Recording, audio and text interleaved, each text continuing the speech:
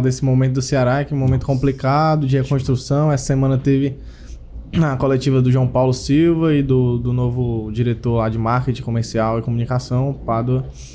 E eu tava lá na coletiva, né? Fiz uma pergunta para ele sobre as categorias de base, mas você falou muito no Twitter, né? Fez uma matéria falando sobre a coletiva. Então, eu queria te perguntar o que você tá achando desse momento, o que falta pro Ceará.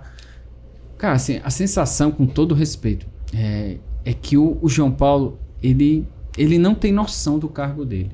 Essa é a sensação. Ele parece ser um cara... Ele é um cara inteligente, muito bom. Ele foi diretor financeiro do Ceará há um bom tempo. Então, o cara cuidou da parte... O auge do Ceará, o auge de estrutura, do time que sabe pagar as contas e tal, que paga em dia. A famosa frase do Galhardo. Sim. Famosa frase. Aqui a gente pinga antes de todo mundo. Eu brinco até com meus colegas. Era João Paulo que era o diretor financeiro. Então, assim, ninguém discute isso. Porém, a sensação que dá que, como presidente, ele ainda não se tocou. Ele deu uma entrevista, meus amigos, para o Sistema Verde Mais dentro do Anvan. Não existe isso. Não existe. Não tem o que...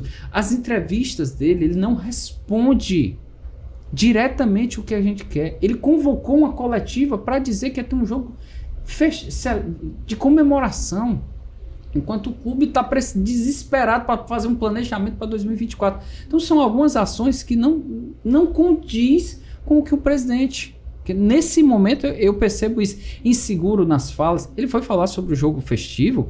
No primeiro momento o cara já corrigiu. O Pádua já corrigiu o cara. Que esqueceu o nome do Magno Alves. Então, assim, são coisas que isso não é bom. Ainda mais com a imagem arranhada. Angustia o torcedor, né? O torcedor já está sofrendo tanto. O torcedor já está sofrendo demais. Então, assim, a sensação é de que ele não entendeu. Não entendeu.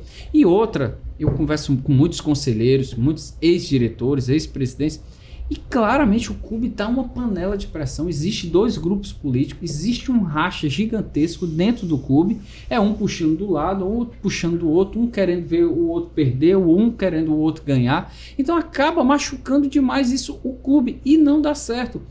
E a sensação de que dá é que o João Paulo está tentando alinhar com... E foi o que ele disse, né? De alinhar com o Mancini para 2024.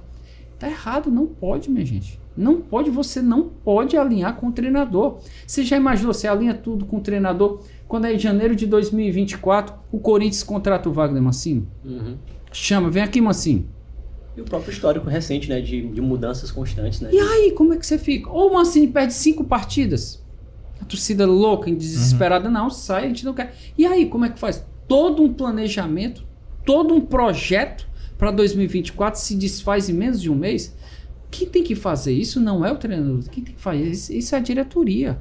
Com o executivo de futebol, com o jurídico, com o financeiro, conversando quanto a esse aqui, que é o empresário, vai 20% para um, vai 20%. Como é que a gente faz o trabalho aqui? Como é o trabalho? Eu compro 20% de um, direitos econômicos vem para onde? Como é esse treinador? Como é esse jogador?